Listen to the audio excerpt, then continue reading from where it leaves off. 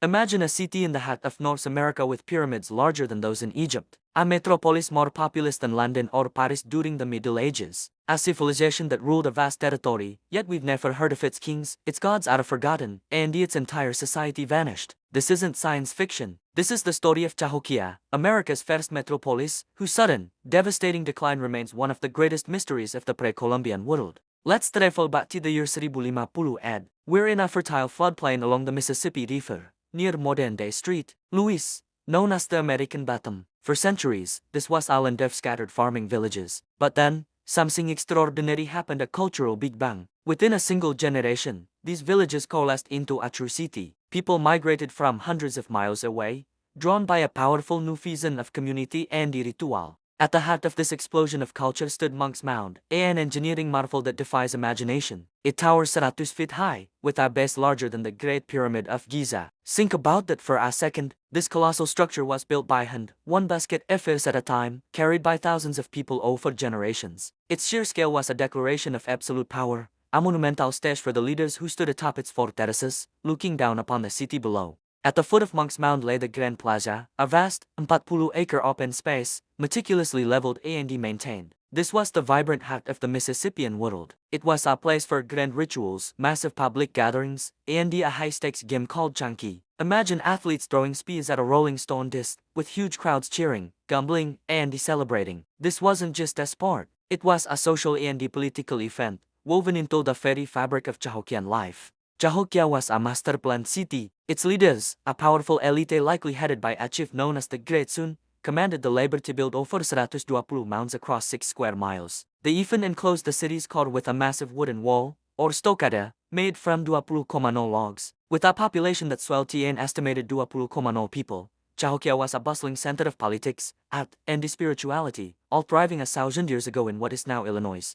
But Cahokia was more than just a city of flesh and wood. It was a cosmic city, a mirror of the heavens. Its layout was deeply symbolic, aligned with the cardinal directions and the movements of the sun. The great mounds and the Grand Plaza were precisely oriented to treat the solstices and the equinoxes, a testament to the advanced astronomical knowledge of its priests. To the west of Monks Mound stood a series of large, circular arrangements of massive red cedar posts. Archaeologists call this Woodhenge. It was Cahokia's sacred calendar and the astronomical observatory. From the top of Monks Mound, the Great Sun could watch the sunrise on the solstices, perfectly aligning with a specific post in Woodhenge. This celestial spectacle wasn't just beautiful. It was a powerful confirmation of the leader's divine connection to the cosmos and his authority to rule. Life in Cahokia was highly stratified. The ruling elite lived in spacious homes atop the platform mounds, enjoying a life of privilege. Below them, thousands of commoners lived in thatched roof houses, farming the fertile floodplain. The city's engine was maize or corn. The huge agricultural surplus it generated supported the massive population and freed up the labor needed for the constant construction of mounds and the public works. Cahokia's influence stretched across the continent. A vast trade network funneled exotic goods into the city. Artisans worked with copper from the Great Lakes, beautiful conch shells from the Gulf of Mexico, and the high-quality flint from the Ozarks.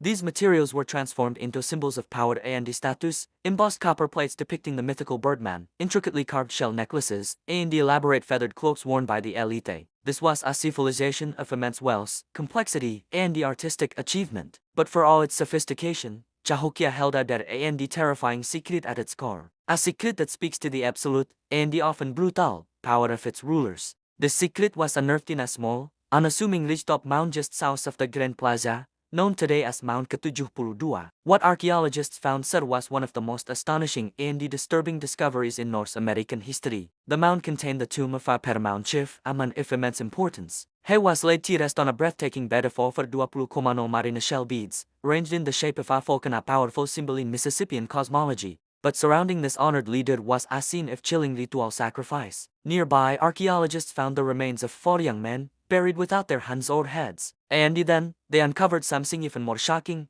a mass grave containing the bodies of 53 young women, all between the ages of 15 and 25. The evidence suggests they were all ritually sacrificed at the same time, carefully laid out in neat rows as a tribute to the deceased chief. Mount 72 reveals that Cahokia's social order was built not only on agriculture and the astronomy but also on terror and the spectacle. It was a system that demanded ultimate obedience, where the lives of dozens could be taken to honor the death of one. This blend of agricultural genius, cosmic harmony, and ritualized violence is the key to understanding both Cahokia's incredible lies and its profound fragility. So what happened?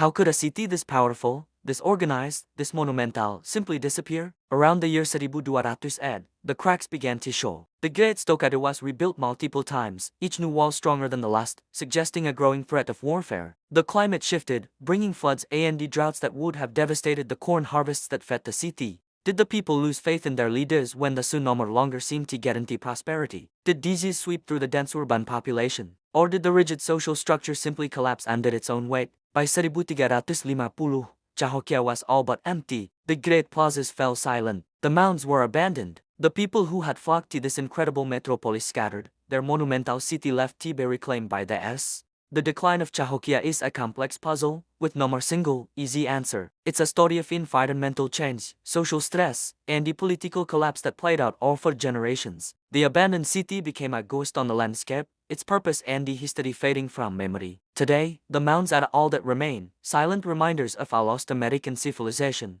They challenge our understanding of the continent's history and they stand as a powerful testament to the ingenuity, ambition, and the ultimate mystery of the Mississippian people. Thank you so much for joining me on this journey into America's lost metropolis. The story of Cahokia is a vital piece of our shared past. If you found this as fascinating as I do, please hit that like button, subscribe for more deep dives into history, and share your thoughts in the comments below. See you next time.